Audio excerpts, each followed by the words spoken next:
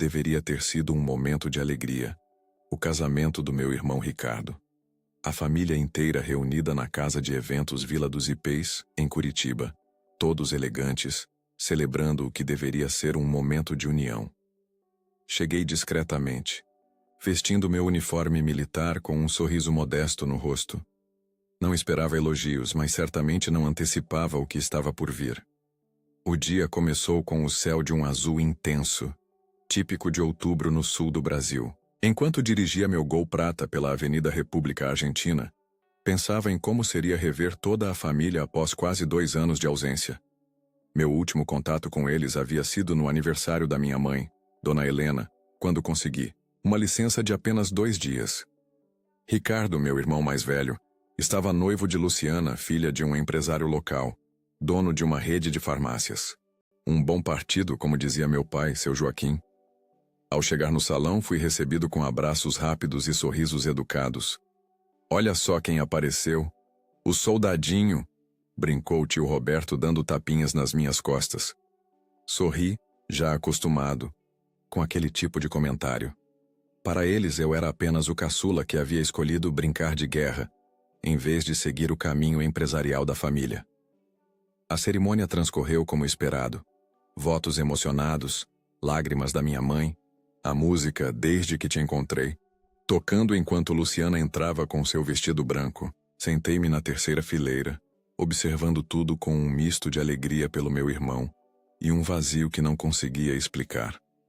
Era como se eu estivesse assistindo a vida da minha família de longe, como um espectador. Foi durante a recepção que aconteceu.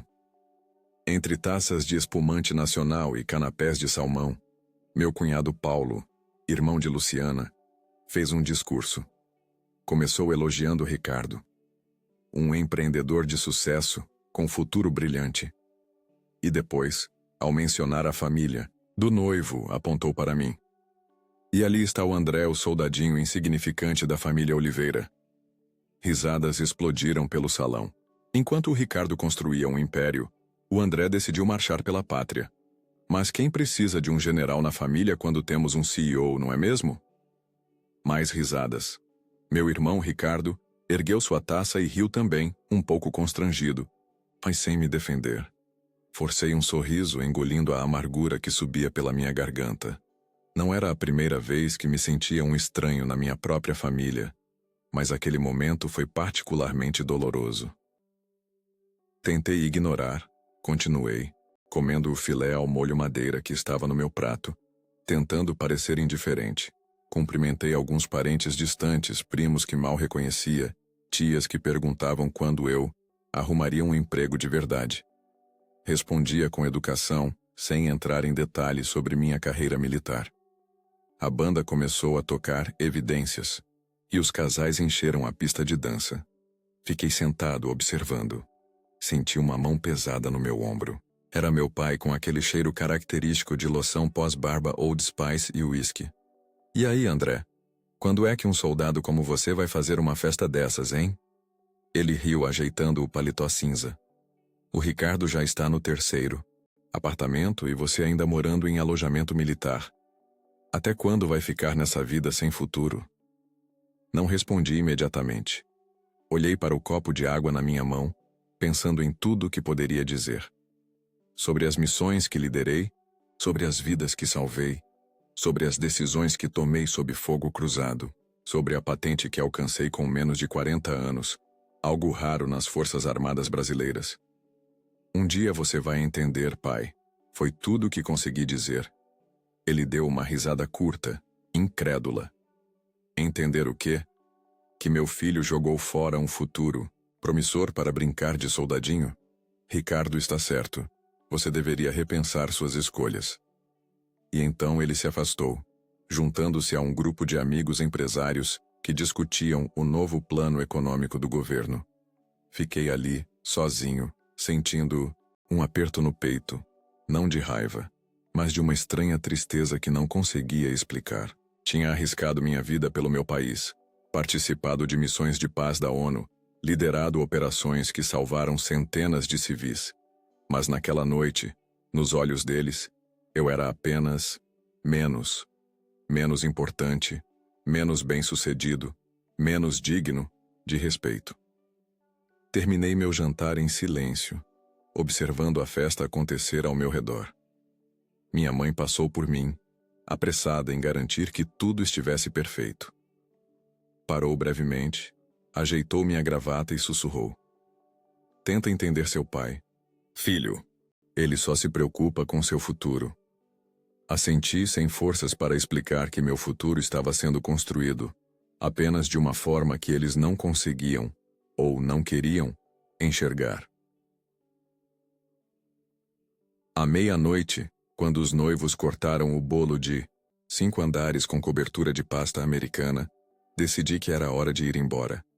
Despedi-me discretamente, abraçando meu irmão e desejando felicidades ao novo casal. Ricardo me deu um tapinha nas costas e disse: "Valeu por vir, soldado. Da próxima vez traz uma namorada, tá?" Saí para a noite fria de Curitiba, as luzes da cidade refletindo no asfalto molhado pela garoa fina. Dentro do carro, tirei a gravata e respirei fundo. Amanhã seria outro dia. Um dia em que talvez eles começassem a ver quem eu realmente era. Mas para isso precisaria mostrar a eles uma realidade que até então tinha mantido escondida. Não por humildade, mas porque sabia que eles não se importariam. Não até que não tivessem escolha. Eles nunca entenderam como era minha vida de verdade. Nunca souberam o que significava acordar às 4h30 da manhã, quando o céu ainda estava escuro e o orvalho cobria o campo de treinamento em Resende. Nunca sentiram o peso da responsabilidade de comandar homens e mulheres dispostos a dar suas vidas pelo país. Nunca tiveram que tomar decisões em segundos que os assombrariam por anos. Depois do casamento do Ricardo, passei a noite no antigo quarto da minha adolescência, na casa dos meus pais.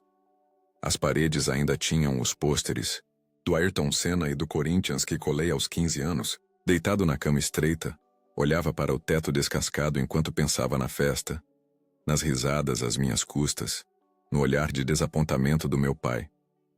Peguei o celular e olhei as mensagens do Major Cardoso. Tínhamos uma reunião importante no quartel-general em Brasília dentro de 2 dias.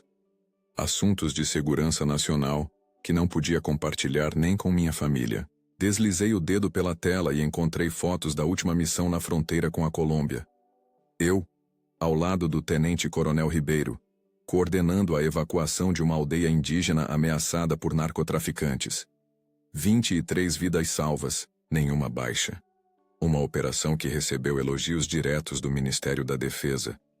Mas nada disso importava para eles. Para minha família, eu era apenas o André, o irmão mais novo que não quis seguir os passos do pai e do irmão nos negócios da família. O garoto que desperdiçou seu potencial entrando para o exército. Lembrei-me da minha formatura na AMAN, a Academia Militar das Agulhas Negras. Enquanto meus colegas tinham famílias inteiras aplaudindo, tirando fotos, cheias de orgulho, eu tinha apenas minha mãe, sentada timidamente na arquibancada. Meu pai e Ricardo estavam em São Paulo, fechando um negócio importante demais para adiar. Quando recebi minha espada de oficial das mãos do comandante, procurei o rosto de Dona Helena na multidão. Ela sorria, os olhos marejados, mas sozinha. Levantei-me da cama e abri a mala. No fundo, embaixo das roupas dobradas com precisão militar, estava uma caixa de madeira escura. Dentro, minhas medalhas.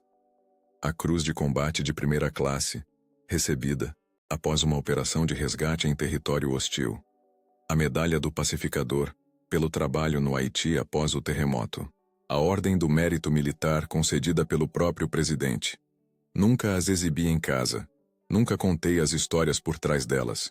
Para quê? No máximo receberia um "que legal" educado e logo a conversa voltaria para as aquisições da empresa, do Ricardo ou para os novos contatos de negócios do meu pai. No Haiti, durante a missão de paz, comandei uma unidade que estabeleceu um hospital de campanha em Porto Príncipe. Trabalhamos por 72 horas seguidas, sem dormir, para atender centenas de feridos. Quando finalmente consegui ligar para casa, meu pai atendeu, Com um, não posso falar agora. Estamos em uma reunião importante. Na minha próxima ligação, 3 semanas depois, ele não perguntou nada sobre a missão. Coloquei as medalhas de volta na caixa e aguardei na mala. Pela janela do quarto, via o céu começando a clarear. Sexta-feira, 5h20 da manhã. Na casa, ao lado, o Sr. Mendes já passeava com seu Dachshund pelo jardim bem cuidado. Algumas coisas nunca mudavam em Curitiba. Tomei um banho rápido e vesti o uniforme camuflado. Preferia usar a farda de gala para impressionar, mas isso levantaria suspeitas. Queria que a revelação fosse natural, quase acidental. Desci as escadas tentando não fazer barulho, mas Dona Helena já estava na cozinha, preparando o café. Filho, já de pé? Pensei que você fosse descansar hoje. Ela sorriu colocando uma xícara fumegante na minha frente. Tenho compromissos, mãe. Assuntos do exército. Tomei um gole do café forte, exatamente como eu gostava. Seu pai disse que vai levá-lo para conhecer a nova fábrica hoje. Ela parecia preocupada, como se antecipasse o conflito. Não vai dar, infelizmente. Tenho uma reunião no quartel-general às 10h. Peguei um pão de queijo da cesta. Na verdade, eu ia convidar o pai para me acompanhar. Talvez seja bom para ele conhecer um pouco do meu trabalho. Dona Helena ergueu as sobrancelhas, surpresa. Você acha que ele vai querer ir? Dei de ombros. Não custa tentar. Meu pai apareceu na cozinha, já vestido com sua camisa social azul e calça social cinza, o uniforme não oficial do empresário curitibano. Cumprimentou-nos com um aceno, de cabeça, e sentou-se, pegando o jornal Gazeta do Povo. Bom dia, pai. Bebi mais um gole de café. Tenho uma reunião no quartel-general hoje. Pensei que talvez o senhor quisesse me acompanhar, conhecer onde trabalho. Ele baixou o jornal, me olhando com curiosidade. No quartel? E o que eu ia fazer lá? Apenas conhecer. O senhor sempre me leva para conhecer suas fábricas e escritórios. Pensei que talvez estivesse interessado em ver o outro lado. Ele ficou em silêncio por alguns segundos, considerando a proposta. Finalmente dobrou o jornal e assentiu. Por que não? Acho que já está na hora de ver o que você tanto faz naquele lugar. O tom condescendente estava lá, como sempre, mas pelo menos ele havia aceitado. Era um começo. Saímos às 8h30 no meu carro oficial, um Mitsubishi Pajero preto com placa do exército. Meu pai ergueu as sobrancelhas ao ver o veículo, mas não fez comentários. Durante o trajeto, tentou puxar assuntos sobre negócios, sobre como Ricardo estava expandindo a empresa para o Paraguai, sobre como eu deveria reconsiderar minhas opções. Você sabe que sempre tem um lugar na empresa, filho. Não precisa continuar nessa carreira. Ele olhava pela janela, evitando o meu olhar. Gosto do que faço, pai. Sou bom nisso. Marchar e bater continência? Qualquer um pode fazer isso. Ele riu, sem humor. Não respondi. Logo ele veria por si mesmo. A viagem até Brasília foi silenciosa. Pegamos um voo comercial, com meu pai comentando ocasionalmente sobre clientes que encontrava no aeroporto ou negócios que tinha na capital. No avião, sentado ao meu lado, finalmente perguntou: "E o que exatamente você faz no exército?" Nunca. Falou muito sobre isso. Era verdade, nunca falei porque nunca perguntaram. Comando operações especiais. Missões sensíveis, geralmente. Foi toda a resposta que recebi antes dele abrir a revista de bordo e começar a folheá-la. Em Brasília, fomos direto para o quartel-general do Exército, um prédio imponente no setor militar urbano. Estacionei ao lado de um Lamborghini Urus, preto fosco, que havia sido entregue naquela manhã. Meu pai ergueu as sobrancelhas. "Isso é seu?" ele perguntou, rindo, como se a ideia fosse absurda. Não respondi. Ele logo saberia a verdade, e as palavras seriam desnecessárias. Entramos no prédio, e foi então que meu plano começou a se concretizar. Era hora de mostrar a ele uma vida que nunca tinham visto, ou valorizado. A manhã seguinte amanheceu com o céu de Brasília em um azul intenso, sem nuvens, o sol já forte às 7 da manhã. Acordei no apartamento funcional que mantinha, na capital, Um 3/4 simples, mas confortável no setor militar urbano. Meu pai tinha passado a noite no quarto de hóspedes, e pelo silêncio que vinha do corredor, ainda estava dormindo. Levantei-me, fiz 50 flexões como todas, as manhãs, e tomei um banho rápido. Vesti o uniforme de cerimônia com todas as insígnias e medalhas. Hoje não haveria discrição. Estava na hora de mostrar a verdade por completo. Enquanto preparava um café forte na cozinha, ouvi a porta do quarto de hóspedes se abrir. Meu pai apareceu na cozinha, o cabelo grisalho despenteado, os olhos ainda pesados de sono. Vestia o mesmo terno do dia anterior, agora amassado. Olhou para mim, para o uniforme de gala, e franziu a testa. Que fantasia é essa? Perguntou, servindo-se. De café. Uniforme de cerimônia, pai. Tenho uma reunião importante hoje. Ele deu um grunhido como resposta e sentou-se à mesa. Parecia desconfortável, como se não soubesse bem o que fazer ali. Pela primeira vez em muito tempo, estava em território desconhecido, sem o controle habitual. Ontem foi interessante, ele finalmente disse, evitando meu olhar. Não esperava toda aquela formalidade no quartel. Sorri levemente. O dia anterior havia sido apenas um aperitivo. Ele tinha visto oficiais me cumprimentando com respeito, mas ainda não compreendia completamente minha posição. Isso mudaria hoje. Hoje será mais formal ainda. Respondi, checando o relógio. Temos que sair em 20 minutos. Ele assentiu, terminando o café em silêncio. Notei seus olhos passando pelas medalhas no meu peito, tentando decifrar seus significados. Não perguntou sobre elas, e eu não ofereci explicações. Ainda não era o momento. Saímos do apartamento pontualmente às 8h15. O motorista já nos esperava com a viatura oficial, um Audi A8 blindado com bandeirinha do Brasil no capô. O cabo Mendonça abriu a porta traseira e bateu continência. Bom dia, general. Meu pai parou por um instante, olhando do cabo para mim, uma expressão confusa no rosto. Entrou no carro sem dizer nada, mas percebi que sua postura havia mudado. Estava mais rígido, mais atento. Durante o trajeto até o Palácio do Planalto, ele permaneceu em silêncio, olhando pela janela para a esplanada dos ministérios que se estendia majestosa sob o céu azul de Brasília. Entramos pela garagem privativa, onde outro militar nos recebeu com uma continência impecável. General Oliveira, o ministro, já está na sala de situação. Os outros comandantes chegaram há 5 minutos. Obrigado, coronel. Este é meu pai, Joaquim Oliveira. Ele vai me acompanhar como observador civil hoje. O coronel hesitou por um segundo, mas assentiu. Vou providenciar uma credencial, senhor. Enquanto esperávamos a credencial, meu pai finalmente falou, a voz baixa e hesitante. General, você é um general? Assenti. General de Brigada André Oliveira, comandante das operações especiais do Exército Brasileiro. Ele piscou várias vezes como se tentasse processar a informação. Mas você nunca disse nada. Por que esconder isso? Não escondi, pai. Vocês nunca perguntaram. Um silêncio pesado caiu entre nós. O coronel voltou com a credencial e seguimos pelos corredores do palácio. A cada passo, mais militares de alta patente nos cumprimentavam com deferência.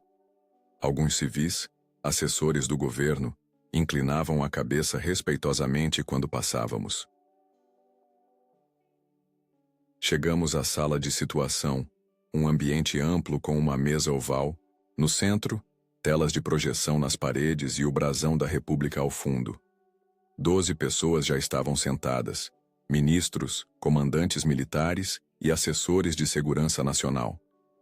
Todos se levantaram quando entramos. General Oliveira, o ministro da Defesa veio até mim estendendo a mão. Obrigado por vir com tanta urgência. A situação na fronteira exige sua expertise. Ministro, respondi apertando sua mão. Este é meu pai, Joaquim Oliveira. está me acompanhando como observador civil hoje, com autorização prévia. O ministro sorriu educadamente e cumprimentou meu pai, que parecia estar em estado de choque. Indiquei uma cadeira no canto da sala para ele, enquanto tomava meu lugar à mesa, entre o comandante da Marinha e o diretor da Agência Brasileira de Inteligência. A reunião começou com uma apresentação sobre a crescente tensão na fronteira com a Venezuela. Uma crise diplomática havia escalado e havia rumores de movimentação militar do outro lado. O Brasil precisava se posicionar, e minhas forças especiais seriam cruciais para qualquer operação de contenção ou inteligência. Durante 2 horas, discutimos estratégias, analisamos relatórios de inteligência e debatemos opções diplomáticas e militares. Em vários momentos, minha opinião foi solicitada diretamente pelo ministro. Apresentei um plano de contingência que havia elaborado semanas antes, prevendo a deterioração da situação. Impressionante como sempre, General Oliveira, comentou o chefe do Estado-Maior das Forças Armadas. Sua previsão estava certeira. Se tivéssemos implementado seu plano antes, estaríamos em melhor posição agora. De tempos em tempos, olhava para meu pai no canto da sala. Seu rosto havia perdido aquela expressão de superioridade condescendente. Agora, observava tudo com uma mistura de confusão e talvez um início de orgulho. Ao final da reunião, o ministro me pediu para ficar mais alguns minutos. General, precisamos de você em Roraima amanhã. Um avião da FAB estará pronto às... Estarei lá, senhor ministro. Quando todos saíram, aproximei-me do meu pai, que continuava sentado parecendo menor de alguma forma, como se o peso da realização o tivesse encolhido. Precisamos ir, disse simplesmente. Tenho outras reuniões. Ele levantou-se lentamente, ainda processando o que havia testemunhado. Saímos em silêncio, percorrendo os corredores do poder em Brasília. A cada cumprimento que eu recebia, sentia o olhar do meu pai sobre mim, reavaliando tudo o que pensava saber sobre seu filho caçula. De volta ao carro, ele finalmente falou. Por que nunca nos contou? Todos esses anos, pensávamos que você era apenas um soldadinho insignificante, completei, lembrando das palavras do casamento. Ele teve a decência de parecer envergonhado. Não entendo. Por que esconder algo assim? Olhei pela janela para os prédios de Brasília que passavam. Nunca escondi, pai. Vocês nunca se interessaram o suficiente para perguntar. Nas poucas vezes que tentei falar sobre meu trabalho, o assunto sempre voltava para os negócios do Ricardo ou seus novos contratos.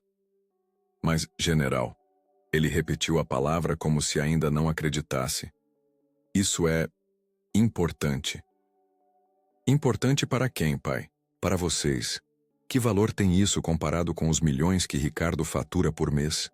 O que é comandar homens e mulheres dispostos a morrer pelo país, comparado a comandar uma empresa que vende parafusos industriais? Meu tom era mais amargo do que pretendia. Anos de frustração acumulada escapando em algumas frases. Respirei fundo, tentando me recompor. Desculpe, não é uma competição.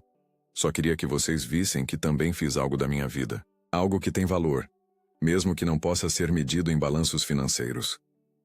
Meu pai ficou em silêncio por longos minutos. Quando falou novamente, sua voz tinha perdido aquele tom autoritário de sempre. Parecia mais velha, mais cansada, mas também mais genuína. Eu não sabia, ele sussurrou. Eu deveria ter... Não terminou a frase. Não precisava. O estrago estava feito. Mas talvez agora a cura pudesse começar. Chegamos ao quartel-general novamente. Tinha uma videoconferência com minha equipe avançada em Roraima em 15 minutos. Virei-me para meu pai antes de sairmos do carro. Tenho que trabalhar agora. Vou providenciar um voo para você voltar a Curitiba ainda hoje.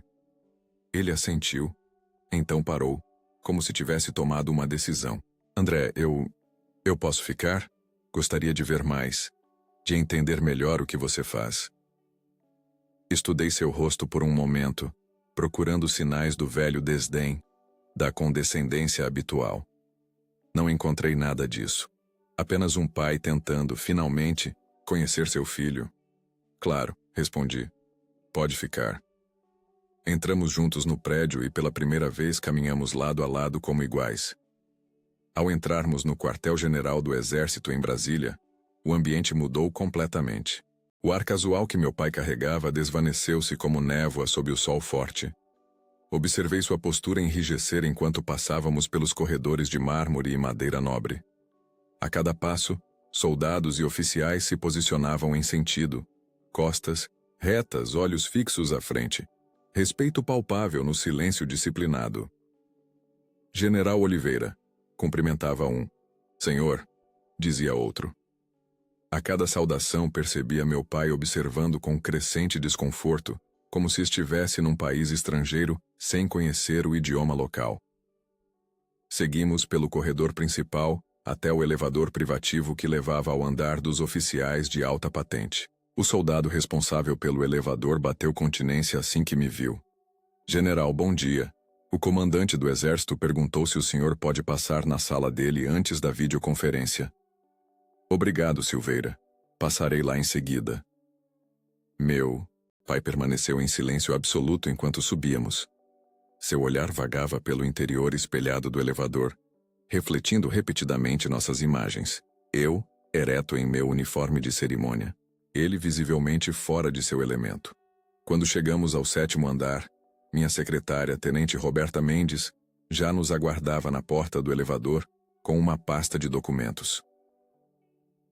Bom dia, general. Preparei o briefing para a videoconferência com Roraima e adicionei os relatórios de inteligência que chegaram há 1 hora. Ela estendeu a pasta e então notou meu pai. Bom dia, senhor. Tenente Mendes, este é meu pai, Joaquim Oliveira. Ele vai me acompanhar em algumas reuniões. Hoje. É uma honra, senhor Oliveira. Ela sorriu educadamente. General, o coronel Martins já está na sala de conferências com a equipe técnica. Vamos para lá então. Ah, e tenente, poderia providenciar um café para meu pai? Ele teve uma manhã educativa. Enquanto a tenente Mendes se afastava para cumprir a ordem, conduzi meu pai pelo corredor. As paredes exibiam quadros históricos de operações militares brasileiras e fotos oficiais dos presidentes da República. Chegamos à antessala da sala de conferências, onde vários oficiais conversavam em voz baixa. Assim que entramos, todos imediatamente se levantaram e ficaram em posição de sentido. À vontade, disse, e eles relaxaram, mas mantiveram a postura, respeitosa. Vi meu pai observando tudo com crescente fascinação. Seus olhos demoraram-se nos uniformes impecáveis, nas medalhas e condecorações, nos rostos sérios que me olhavam com uma mistura de respeito e, talvez, um pouco de temor. Este era meu mundo. Um mundo onde eu não era o irmão menor insignificante, mas um homem cuja palavra tinha peso, cujas decisões impactavam vidas. General, temos 2 minutos até a conexão com Roraima, informou um técnico, ajustando equipamentos na mesa de conferência. Obrigado, sargento. Está tudo pronto para a apresentação do Major Costa? Sim, senhor. Slides e mapas carregados no sistema. Indiquei uma cadeira para meu pai sentar-se ao fundo da sala, enquanto eu tomava meu lugar à cabeceira da mesa. Abri a pasta que a tenente Mendes havia me entregado e comecei a revisar rapidamente os documentos. De relance, notei meu pai observando cada movimento, cada interação, como se estivesse vendo seu filho pela primeira vez. A porta da sala se abriu e entrou meu chefe de gabinete, Coronel Eduardo Vasconcelos, um veterano condecorado com quase 30 anos de serviço, alto de postura impecável, com olhos penetrantes que haviam visto mais conflitos do que a maioria dos homens. Ele não notou meu pai de imediato. Veio direto até mim, bateu os calcanhares em uma continência perfeita e disse em voz firme e clara: Bom dia, general. Lamborghini maravilhoso lá fora, senhor. A sala caiu em silêncio completo. Meu pai congelou, piscou várias vezes, confuso. Então virou-se para me olhar. Assenti uma vez, lentamente, e vi a compreensão surgir em seu rosto. Seu filho, o soldadinho insignificante, não era apenas mais um militar. Não era apenas mais um nome, em um uniforme. Era um general, um líder de líderes. Obrigado, Coronel Vasconcelos. Respondi, tentando manter o rosto impassível apesar da satisfação que sentia. Uma pequena indulgência que me permiti recentemente. O Coronel Vasconcelos então notou meu pai. Senhor, não sabia que tínhamos um convidado civil hoje. Meu pai, Joaquim Oliveira, está conhecendo o nosso trabalho. O coronel virou-se e estendeu a mão. É uma honra conhecê-lo, Sr. Oliveira. Seu filho é um dos oficiais mais respeitados de todas as Forças Armadas. Meu pai levantou-se um pouco trêmulo e apertou a mão do coronel. O prazer é meu, coronel.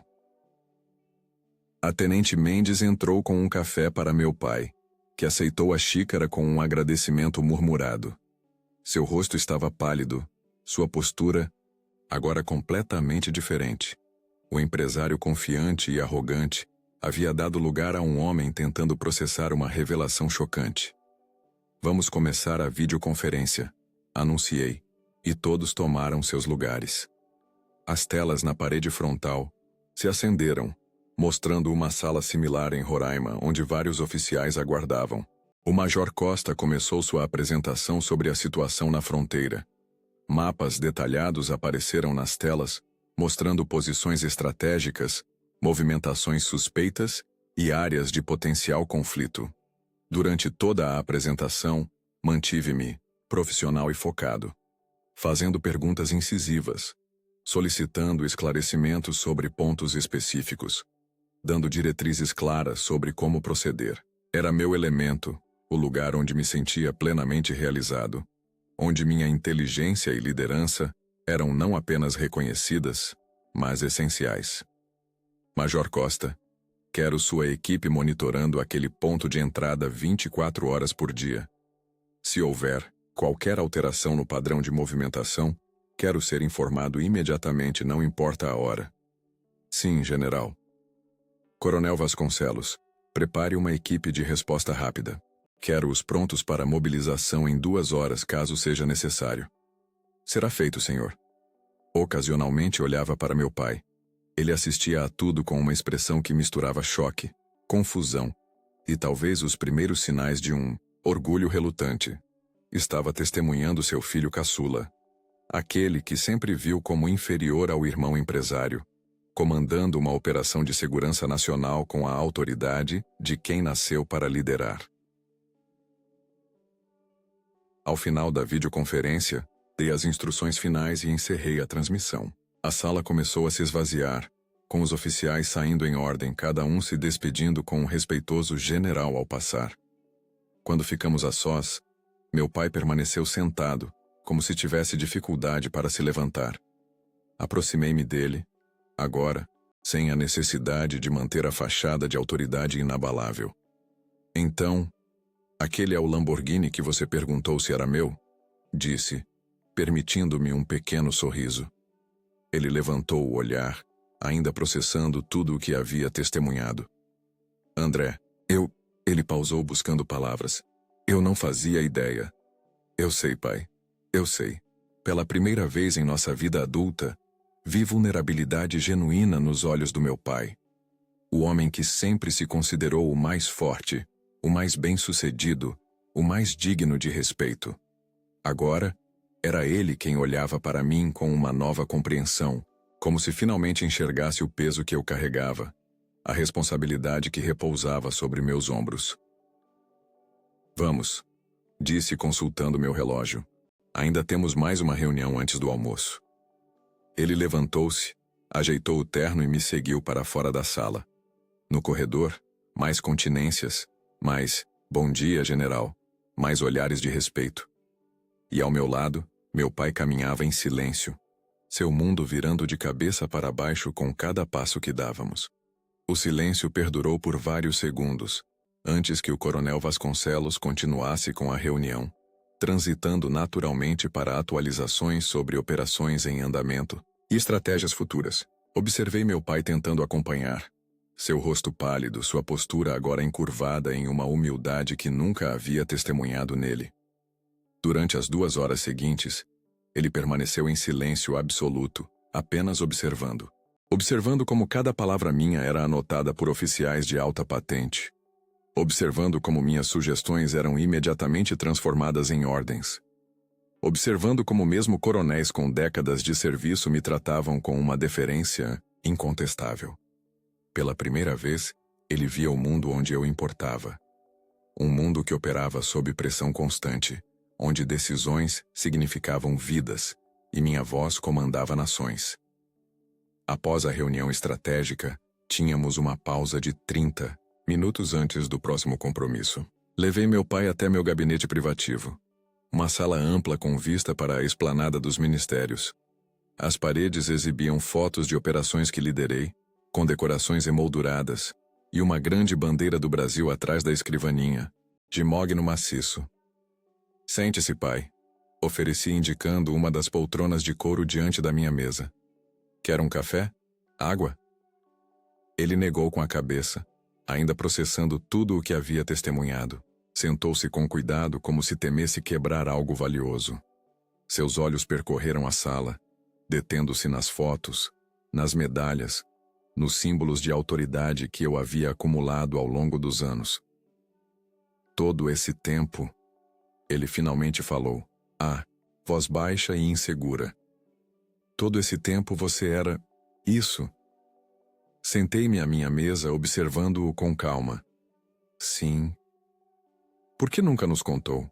Por que deixou que pensássemos que você era apenas um soldadinho insignificante? Completei sem conseguir conter uma ponta de amargura. Tentei contar, pai. Várias vezes. Lembra quando voltei do Haiti depois do terremoto?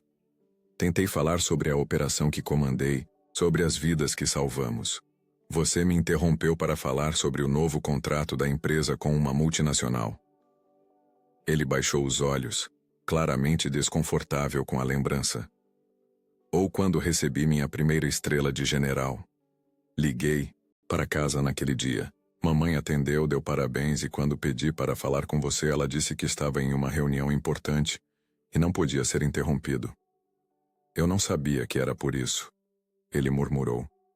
Claro que não sabia, porque nunca perguntou. Respirei fundo, controlando a emoção. Com o tempo, simplesmente desisti de tentar mostrar a vocês quem eu realmente era.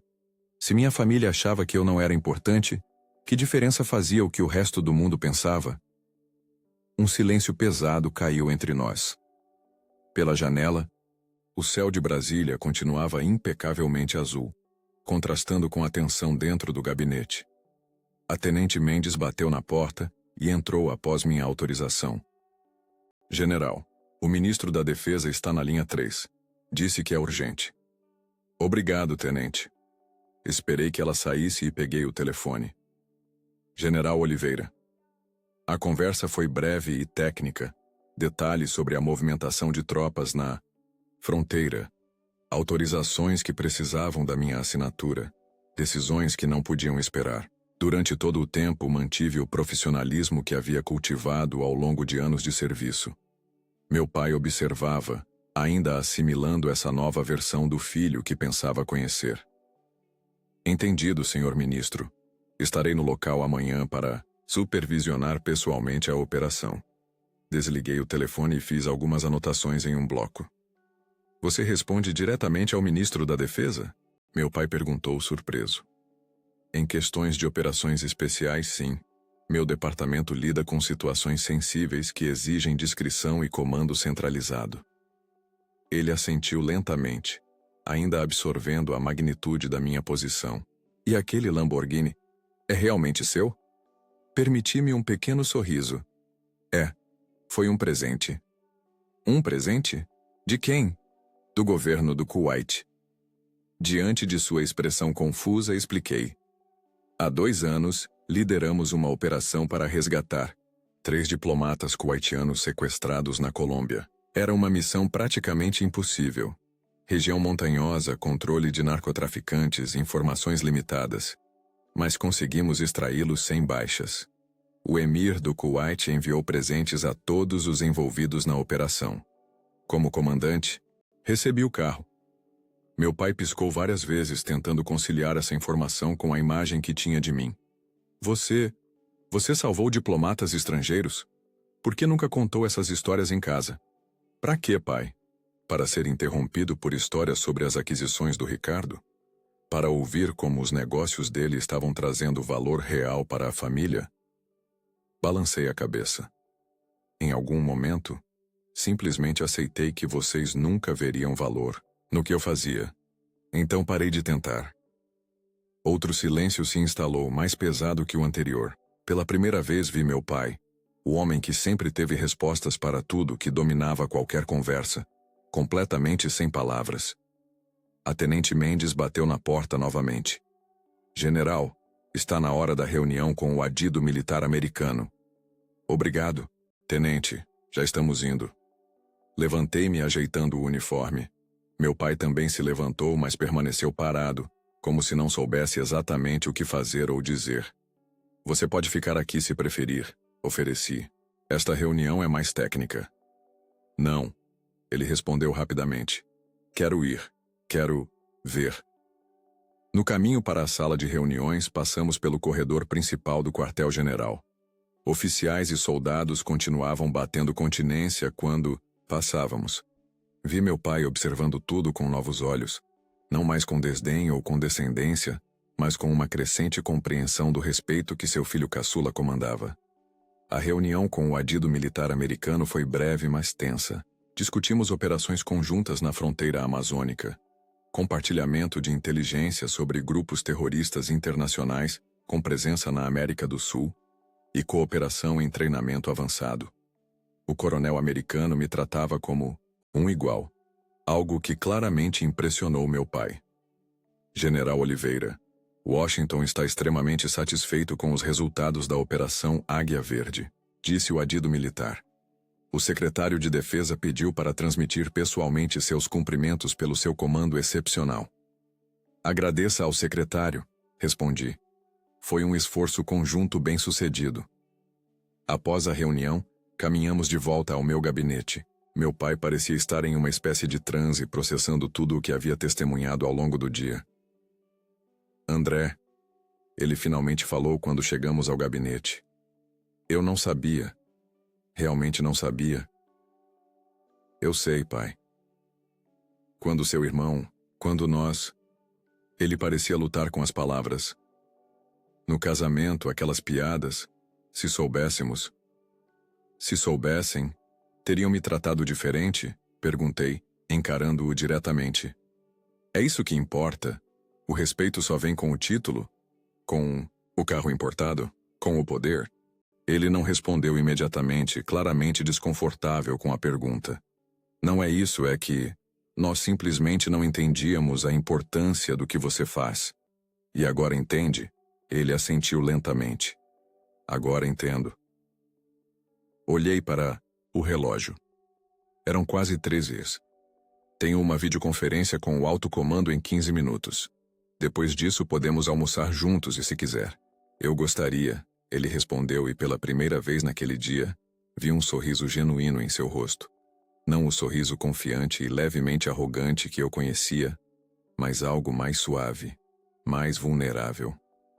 Deixei-o no gabinete e fui para a sala de comunicações seguras.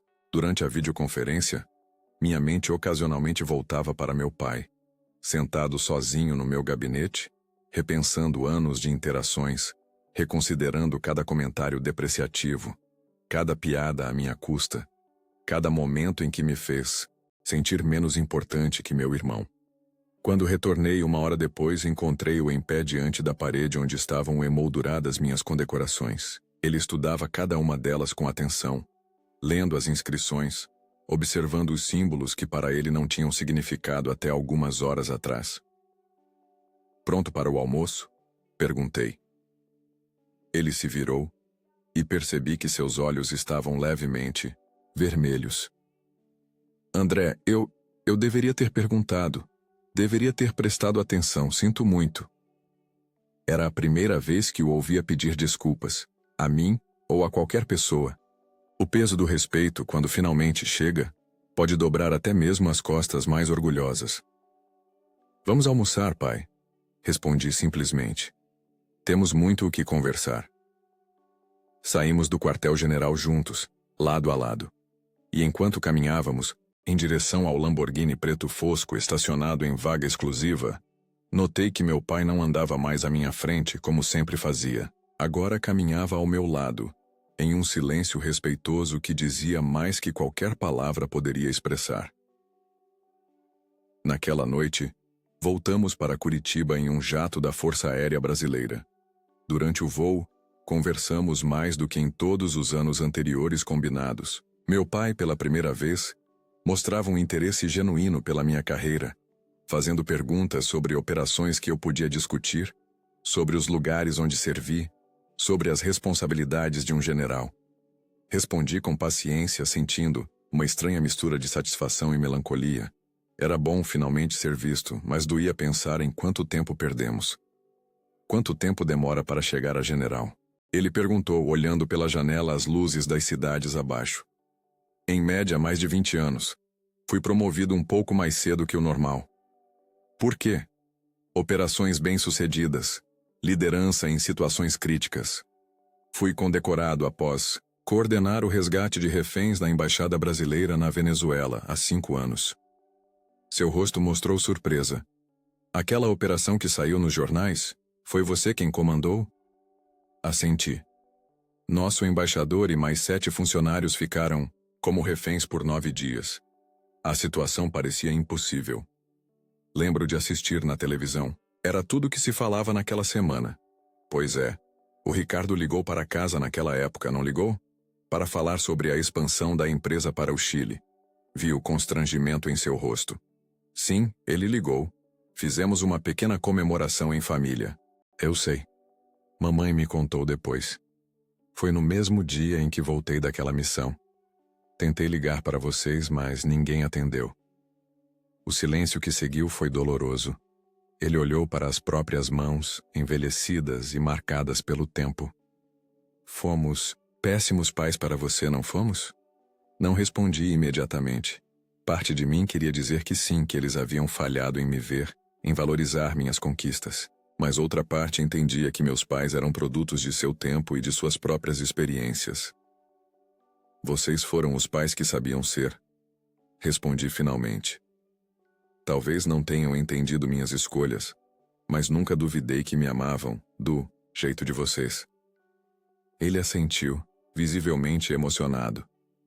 O resto do voo transcorreu em um silêncio mais confortável, cada um perdido em seus próprios pensamentos. Quando pousamos em Curitiba, já passava das 22 horas. Um carro oficial nos aguardava para nos levar até a casa de meus pais. Amanhã tenho que voltar para Brasília, comentei enquanto o motorista manobrava pelas ruas familiares do bairro Batel. A situação na fronteira exige minha presença. Entendo, meu pai, respondeu. Hesitou por um momento, então acrescentou. Você vai contar para sua mãe e para o Ricardo? Considerei a pergunta.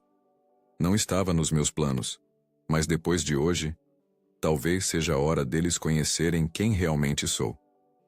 Chegamos à casa da minha infância, uma construção tradicional de 2 andares com um jardim bem cuidado que era o orgulho da minha mãe. As luzes da sala estavam acesas, o que significava que ela ainda estava acordada, provavelmente esperando por notícias nossas. Ao entrarmos, encontramos não apenas minha mãe, mas também Ricardo e Luciana sentados na sala. Aparentemente tinham vindo verificar como estava o passeio do pai ao quartel. Seus rostos mostraram surpresa ao nos verem chegando juntos, eu ainda em uniforme de gala. Finalmente! Exclamou minha mãe levantando-se para nos abraçar. Fiquei preocupada. Vocês não atendiam o telefone. Estávamos em uma área restrita, mãe. Celulares não são permitidos, expliquei, beijando sua bochecha. Ricardo se aproximou. Um sorriso, levemente debochado nos lábios. E aí, pai? Como foi conhecer a vida do soldadinho? Mostrou para ele como marchar, André? Meu irmão ainda mantinha aquele tom condescendente, alheio à transformação que havia ocorrido. Antes que eu pudesse responder, meu pai deu um passo à frente, o rosto sério. Preciso dizer uma coisa. Ele começou, a voz ligeiramente trêmula. sobre seu irmão. Ricardo ergueu as sobrancelhas, surpreso com o tom solene. Minha mãe e Luciana também pararam atentas. O que houve, pai? O André aprontou alguma coisa? Ricardo riu, mas seu riso morreu ao ver a expressão do meu pai. Não, filho. Eu é que aprontei. Nós todos. Ele respirou fundo, como se reunisse coragem. Por anos tratamos seu irmão como se ele fosse menos. Como se a carreira dele fosse uma brincadeira. Algo sem importância comparado aos negócios, ao dinheiro, ao que chamamos de sucesso real. Minha mãe franziu a testa confusa. Ricardo parecia igualmente perdido. Pai, do que você está falando? O André escolheu a vida militar. Ninguém o forçou. Sim, ele escolheu. E sabe o que ele se tornou? Meu pai olhou para mim então de volta para Ricardo. Seu irmão não é apenas um soldado. Ele é um general de brigada do Exército Brasileiro. Um dos mais jovens da história recente. O silêncio que se seguiu foi absoluto. Ricardo piscou várias vezes como se processando a informação. Minha mãe levou a mão à boca, os olhos arregalados. Um general? Ela murmurou. André, isso é verdade? Assenti, desconfortável com a súbita atenção. Sim, mãe. Hoje, meu pai continuou. Vi seu irmão em seu ambiente. Vi como é respeitado, como comanda homens e mulheres que dariam a vida por ele sem hesitar. Vi ministros e até oficiais americanos tratando-o como uma autoridade inquestionável. Ricardo permanecia em silêncio, seu rosto uma mistura de surpresa e incredulidade. No casamento, meu pai prosseguiu, agora olhando diretamente para Ricardo. Permitimos que seu irmão fosse humilhado. Rimos quando o chamaram de soldadinho, insignificante. E sabe o que ele fazia enquanto você planejava a festa? Ele comandava operações que salvavam vidas. Tomava decisões que afetavam a segurança nacional. Pai, eu não sabia. Ricardo começou. Mas meu pai ergueu a mão interrompendo-o. Nenhum de nós sabia. Porque nunca nos importamos o suficiente para perguntar. Estávamos tão convencidos de nossa própria importância, tão focados no dinheiro e no status, que nunca paramos para realmente conhecer André. Minha mãe veio até mim, lágrimas nos olhos. Filho, por que nunca nos contou? Tentei, mãe, muitas vezes. Mas vocês nunca pareciam interessados. Ela me abraçou, soluçando baixinho. Me perdoe, por favor, me perdoe. Ricardo permanecia imóvel, claramente desconfortável. Sua esposa, Luciana, olhava para mim com nova curiosidade, como se me visse pela primeira vez.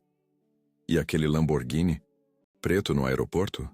Ricardo finalmente perguntou. É seu mesmo? Não pude conter um pequeno sorriso. Sim, presente do governo do Kuwait, após uma operação de resgate. O silêncio voltou, mais denso. Vi o momento exato em que a realidade se assentou na mente do meu irmão. A compreensão de que, enquanto ele se gabava de seus sucessos empresariais, eu silenciosamente construía uma carreira de importância nacional e internacional. Eu não sabia. Ricardo finalmente disse, a arrogância habitual completamente ausente de sua voz. Realmente não sabia, André. Nenhum de nós sabia, repetiu minha mãe, ainda abraçada a mim. E isso é imperdoável. Não vim aqui buscar perdão ou reconhecimento. Falei finalmente. Minha carreira me dá satisfação suficiente. Só queria que entendessem que diferentes caminhos podem levar a diferentes tipos de sucesso. Meu pai se aproximou e, para minha surpresa, fez algo que jamais havia feito antes. Levou a mão à testa em um gesto que imitava uma continência. Não era tecnicamente correta, mas a intenção era clara. Estamos orgulhosos de você, filho. Ele disse, a voz embargada. Deveríamos ter dito isso há muito tempo. Ricardo se aproximou também, visivelmente desconfortável, mas fazendo um esforço genuíno. Desculpe pelas piadas, pelas coisas que dissemos no casamento, eu não tinha ideia. Está tudo bem. Respondi, embora parte de mim soubesse que não estava completamente bem. Anos de indiferença não se apagam em um dia, mas era um começo. Naquela noite, pela primeira vez, fui eu quem falou durante o jantar. Contei histórias que podia compartilhar, expliquei a estrutura militar, falei sobre as missões de paz que lideramos em outros países. Pela primeira vez, minha família ouviu, realmente ouviu, com atenção e interesse genuínos. Quando finalmente nos retiramos para dormir, minha mãe me acompanhou até o antigo quarto. Na porta, ela parou e segurou minhas mãos. Sabe o que mais me entristece? Ela disse, os olhos ainda vermelhos. Todos esses anos, pessoas em todo o país respeitavam você, admiravam você. E nós, sua própria família, não sabíamos o tesouro que tínhamos. Beijei sua testa. O importante é que agora sabem. Na manhã seguinte, quando saí para pegar o carro que me levaria ao aeroporto, encontrei toda a família na porta. Meus pais, Ricardo e Luciana. Estavam todos lá para se despedir, algo que nunca havia acontecido antes. Meu pai se aproximou quando eu já estava na calçada. Filho, apenas queria dizer obrigado por servir ao país, por ser quem você é, mesmo quando não reconhecemos seu valor. Assenti, incapaz de encontrar palavras adequadas. Ele estendeu a mão para um aperto formal, mas então mudou de ideia e me puxou para um abraço. O primeiro abraço verdadeiro que trocávamos desde que eu era criança. Ao me afastar na viatura oficial, olhei pelo retrovisor. Minha família permanecia na calçada, observando o carro se distanciar. Meu pai tinha a mão erguida em uma continência improvisada, um gesto simples que carregava o peso de anos de mal-entendidos finalmente corrigidos. E enquanto as ruas familiares de Curitiba ficavam para trás, percebi uma verdade que havia ignorado em meio à mágoa. O respeito conquistado em silêncio muitas vezes ecoa mais alto. E finalmente, eles haviam escutado.